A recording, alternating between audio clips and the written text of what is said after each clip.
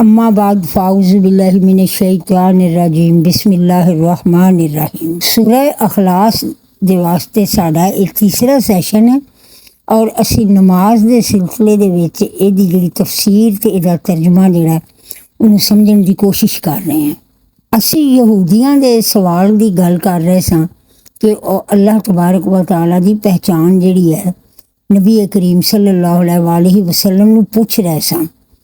हालांकि उन्हां दियां आसमानी किताबां दे विच तमाम निशानियां मौजूद सन जिन्हां नूं वो छुपा रहे सन और अल्लाह दे नबी करीम सल्लल्लाहु अलैहि वसल्लम दे नाल जदों ये सवाल करदे सन ते आप इक्को ही जवाब देंदे सन जिहड़ा अल्लाह तबारक व तआला ने आप नूं हुक्म दे रखिया सी कि कहो कि वो माबूद बरहक है जिहदी मैं इबादत करना वा वो एक अल्लाह वे, वो बेनियाज है, वो किसी दा ना बाप है ते ना कोई ओदा बाप है, यानी ना किसी दा बेटा वे ते ना कोई ओदा हम असर है, यानी हम सर बराबरी दा कोई ओदे नाल दावा नहीं कर सकदा कि मैं ओदा हम सर हाँ।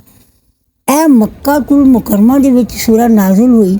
हज़रत बिलाल हबशी जिहड़े ने उन्हां दे इस्लाम लियाण तो पहले नाज़िल हुई सी। नजरान दे ईसाइयां ने जिहड़े सवाल कीते सन अल्लाह तबारक व तआला ने उन्हां दा जवाब जिहड़ा सी वो इस सूरह दे विच नबी करीम सल्लल्लाहु अलैहि वसल्लम नूं दिता। नजरान तो मुख्तलिफ ईसाइयां दे नबी करीम सल्लल्लाहु अलैहि वसल्लम दे कोल आंदे ते सवाल करदे कि तुसी सानू ये दसो कि तुहाडा अल्लाह जिहड़ा वे वो कैसा वे ते कित्थे वे। कि हज़रत ईसा अलैहिस्सलातु वस्सलाम अल्लाह तबारक व तआला दे बेटे ने? क्या अल्लाह दी कोई बेटी भी है?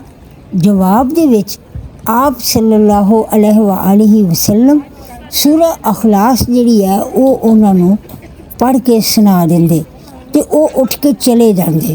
बुखारी शरीफ दी अहदीस दे विच इन्हां दे हवाला जात मौजूद ने।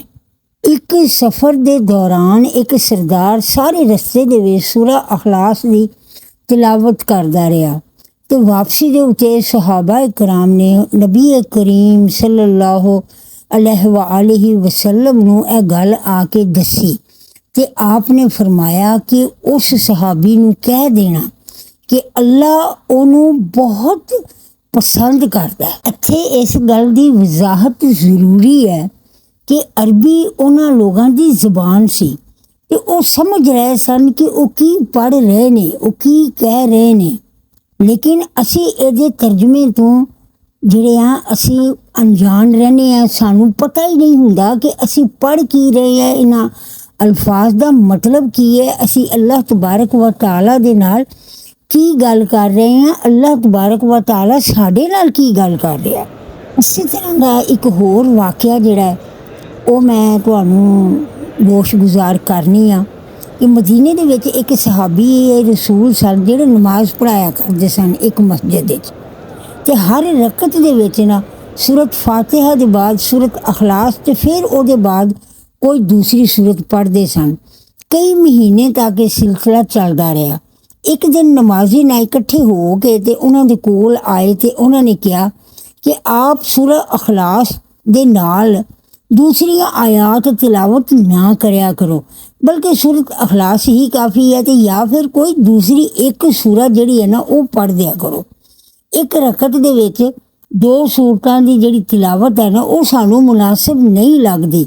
इमाम साहब ने उन्होंने कहा कि मैं तुहाडी गल दे नाल इतफाक नहीं करदा, अगर तुहानू इस गल दे उत्ते इतराज़ है तो तुसी कोई दूसरा इमाम रख लवो, मैं तो इस तरीके नाल ही पढ़ावांगा। नमाजी यह वाकया जिहड़ा सी हजूर करीम सल्लल्लाहु अलैहि वसल्लम दी बारगाह दे विच पेश होए ते उन्हां दी गोश गुजार कीता।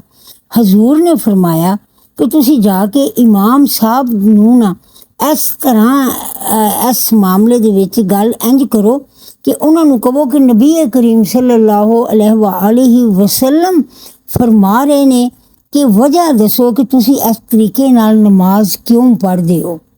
ਇਮਾਮ ਸਾਹਿਬ ਨੇ ਜਦੋਂ ਨਬੀ ਕਰੀਮ ਸੱਲੱਲਾਹੁ ਅਲੈਹਿ ਵਸੱਲਮ ਦਾ ਹੁਕਮ ਸੁਣਿਆ ਤੇ ਉਹਨਾਂ ਨੇ ਨਾ ਟਾਲਦਿਆਂ ਹੋਇਆਂ ਜਵਾਬ ਦਿੱਤਾ ਕਿ ਮੈਨੂੰ ਸੂਰਾ ਅਖਲਾਸ ਦੇ ਨਾਲ ਬਹੁਤ ਹੀ ਜ਼ਿਆਦਾ ਮੁਹੱਬਤ ਹੈ। ਤੇ ਉਹਨਾਂ ਦਾ ਇਹ ਜਵਾਬ ਲੈ ਕੇ ਨਮਾਜ਼ੀ ਜਿਹੜੇ ਸਨ ਉਹ ਹਜ਼ੂਰ ਸੱਲੱਲਾਹੁ ਅਲੈਹਿ ਵਸੱਲਮ ਦੀ ਬਾਰਗਾਹ ਅਕਦਸ ਦੇ ਵਿੱਚ ਹਾਜ਼ਰ ਹੋਏ ਤੇ ਉਹਨਾਂ ਨੇ ਦੱਸਿਆ ਕਿ ਇਮਾਮ ਸਾਹਿਬ ਕੀ ਕਹਿ ਰਹੇ ਨੇ, ਕਿ ਉਹ ਕਹਿ ਰਹੇ ਨੇ ਕਿ ਮੈਨੂੰ ਸੂਰਾ ਅਖਲਾਸ ਦੇ ਨਾਲ ਜਿਹੜੀ ਹੈ ਨਾ ਉਹ ਬਹੁਤ ਜ਼ਿਆਦਾ ਮੁਹੱਬਤ ਹੈ।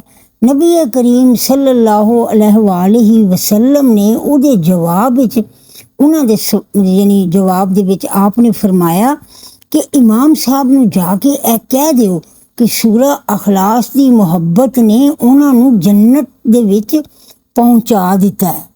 ਇੱਥੇ ਇਹ ਸਵਾਲ ਪੈਦਾ ਹੁੰਦਾ ਹੈ ਕਿ ਸਾਡੀ ਜ਼ਿੰਦਗੀ ਦੇ ਵਿੱਚ ਇਹਦੀ ਕੀ ਅਹਿਮੀਅਤ ਹੈ ਸੂਰਾ ਅਖਲਾਸ ਦੀ। ਸੂਰਾ ਅਖਲਾਸ ਦੀ ਅਹਿਮੀਅਤ ਸਮਝਣ ਵਾਸਤੇ ਇੱਕ ਵਾਕਿਆ ਬਿਆਨ ਕਰਨੀ ਆ ਜਿਹੜਾ 1930 ਦੇ ਵਿੱਚ ਪੇਸ਼ ਆਇਆ। ਇੱਕ ਸੱਸ ਨੇ ਨਾ ਸੋਨੇ ਦਾ ਇੱਕ ਬੜਾ ਵਜ਼ਨੀ ਭਾਰਾ ਹਾਰ ਜਿਹੜਾ ਸੀ ਨਾ ਉਹ ਆਪਣੀ ਨੂੰਹ ਨੂੰ ਸ਼ਾਦੀ ਦੇ ਉੱਤੇ ਤੋਹਫਾ ਦਿੱਤਾ। ਨੂੰਹ ਨੇ ਉਹੀ ਹਾਰ ਆਪਣੀ ਨੂੰਹ ਨੂੰ, ਜਦੋਂ ਉਹਦੀ ਨੂੰਹ ਦੀ ਸ਼ਾਦੀ ਦਾ ਵਕਤ ਆਇਆ ਤੇ ਉਹਨੇ ਆਪਣੀ ਨੂੰਹ ਨੂੰ ਦੇ ਦਿੱਤਾ।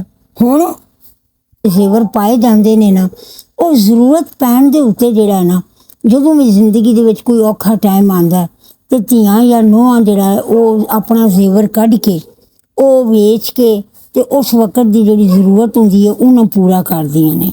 ਇਹ ਤਰੀਕਾ ਅੱਜ ਵੀ ਉਸੇ ਤਰ੍ਹਾਂ ਹੀ ਕਾਰਗਰ ਹੈ ਜਿਸ ਤਰ੍ਹਾਂ ਅੱਜ ਤੋਂ ਸਦੀਆਂ ਪਹਿਲੇ ਸੀ।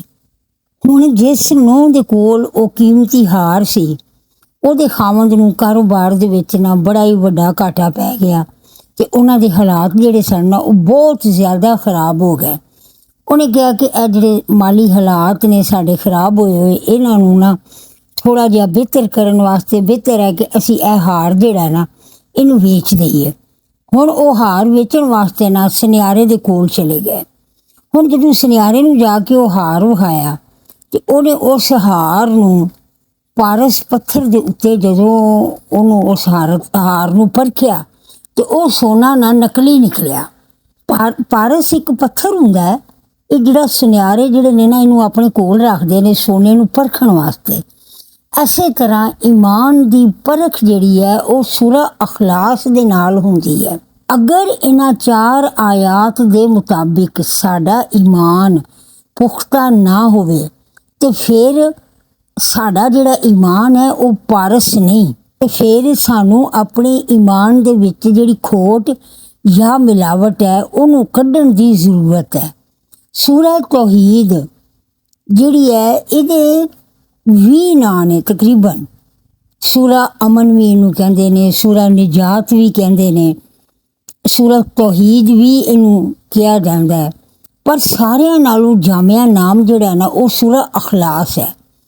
ਕੁੱਲ ਹੁਕਮੀਆ ਲਫ਼ਜ਼ ਹੈ, ਕੁੱਲ ਯਾ ਅਯੁਹਲ ਕਾਫਿरून, ਕਹਿ ਦਿਓ ਐ ਨਬੀ ਸੱਲੱਲਾਹੁ ਅਲੈਹਿ ਵਸੱਲਮ ਕਾਫਰਾਂ ਨੂੰ। ਪਰ ਸੂਰਾ ਅਖਲਾਸ ਕਿਸੇ ਇੱਕ ਗਿਰੋਹ ਦਾ ਨਾਂ ਲੈ ਕੇ ਮੁਖਾਤਬ ਨਹੀਂ ਕਰਦੀ, ਇਹ ਪੂਰੀ ਯੂਨੀਵਰਸਲ ਯਾਨੀ ਤਮਾਮ ਇਨਸਾਨੀਅਤ ਨੂੰ ਮੁਖਾਤਬ ਕਰਦੀ ਹੈ। ਤਮਾਮ ਲੋਕਾਂ ਨੂੰ ਮੁਖਾਤਬ ਕਰਕੇ ਕਹਿੰਦੀ ਹੈ ਕਿ ਅੱਲਾਹ ਦੇ ਨਾਲ ਜਮਾ ਦਾ ਸਿਗਾ ਨਹੀਂ ਲਗਾਇਆ ਜਾ ਸਕਦਾ। ਅਹਦ ਦੇ ਪਹਿਲੇ ਵੀ ਕੁਝ ਨਹੀਂ ਹੈ ਤੇ ਇਹਦੇ ਬਾਅਦ ਵੀ ਕੁਝ ਨਹੀਂ ਹੈ।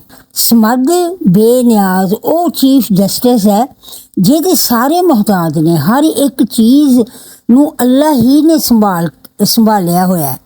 ਕੁਝ ਲੋਕਾਂ ਦੇ ਖਿਆਲ ਦੇ ਵਿੱਚ ਗ੍ਰੈਵਿਟੀ ਜਿਹੜੀ ਹੈ ਉਹ ਇੱਕ ਦੁਨੀਆ ਦੀ ਸਭ ਤੋਂ ਪਾਵਰਫੁਲ ਐਨਰਜੀ ਸਮਝੀ ਜਾਂਦੀ ਹੈ ਜਿਹਦੇ ਉੱਤੇ ਕੋਈ ਹਾਕਮ ਨਜ਼ਰ ਨਹੀਂ ਆਉਂਦਾ, ਪਰ ਗ੍ਰੈਵਿਟੀ ਨੂੰ ਵੀ ਅੱਲਾਹ ਹੀ ਨੇ ਪਕੜਿਆ ਹੋਇਆ ਹੈ। ਕਿਆਮਤ ਦੇ ਦਿਨ ਗ੍ਰੈਵਿਟੀ ਵੀ ਖਤਮ ਹੋ ਜਾਏਗੀ। ਇਨਸ਼ਾਅੱਲਾ ਅਗਲੇ ਸੈਸ਼ਨ ਦੇ ਵਿੱਚ ਅਸੀਂ ਸੂਰਾ ਅਖਲਾਸ ਦਾ ਤਰਜਮਾ ਤੇ ਤਫਸੀਰ ਮੁਕੰਮਲ ਕਰਨ ਦੀ ਕੋਸ਼ਿਸ਼ ਕਰਾਂਗੇ। ਸਦਕਅੱਲਾਹੁਲ ਅਜ਼ੀਮ। ਮੇਰੇ ਰੱਬ ਨੇ ਜੋ ਫਰਮਾਇਆ ਉਹ ਸੱਚ ਹੈ ਤੇ ਮੈਂ ਉਹਦੇ ਤੇ ਈਮਾਨ ਲਿਆਂਦਾ।